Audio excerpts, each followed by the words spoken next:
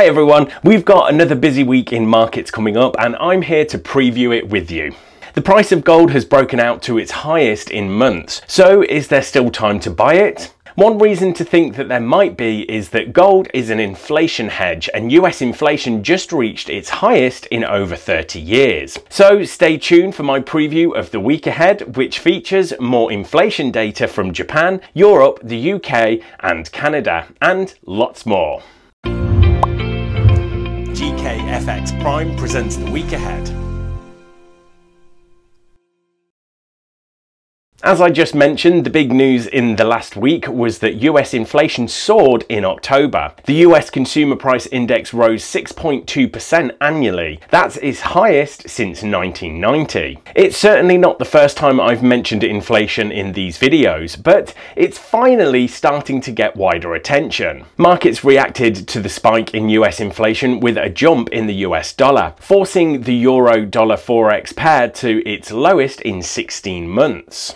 But also interestingly with a jump in gold to a 5-month high. I say interestingly because gold will often move in the opposite direction to the dollar, so I would argue it's a sign of gold's strength if it can rise even when the dollar is rising too. I should also mention that stock indices fell on the news while the VIX rose back towards 20. So how can we unpack all this into the decision on trading gold? Well, again, it comes down to inflation. High inflation is now undeniable, and if you think it will continue to stay high, there are several things you can do, but I will discuss two of them.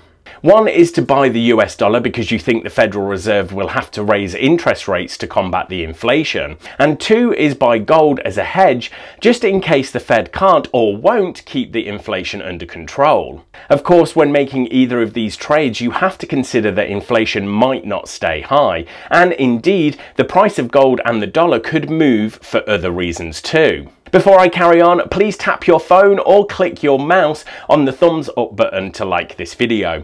It really is a big help to us, and may I say, thank you for watching. Okay, so let's switch gears to this week's economic calendar highlights. One thought up front is that Euro-Japanese yen could be a currency pair in focus this week because we have Q3 GDP data and October CPI data from both Japan and Europe. On the whole, economic growth and price growth are expected to remain much stronger in Europe than Japan, but a pickup in inflation is expected in both regions. US retail sales will be one to watch to answer the question, will sales slow because of rising prices? If things cost more, people tend to buy less of them, right? That's one reason why inflation is bad news for economies. I'll be watching to see if a weak number here causes another drop in risky assets like stocks and perhaps boosts gold. Why gold? Well, because if the consumer is pulling back, that'd be a bad time for the Fed to start hiking rates. And lastly, I'll just highlight UK CPI because that could be a bit of an egg on face moment for the Bank of England if inflation jumps after they just decided not to raise rates when it was expected they would. Right, thanks everyone, good luck trading this week and make sure to click on subscribe so you don't miss the next episode of The Week Ahead.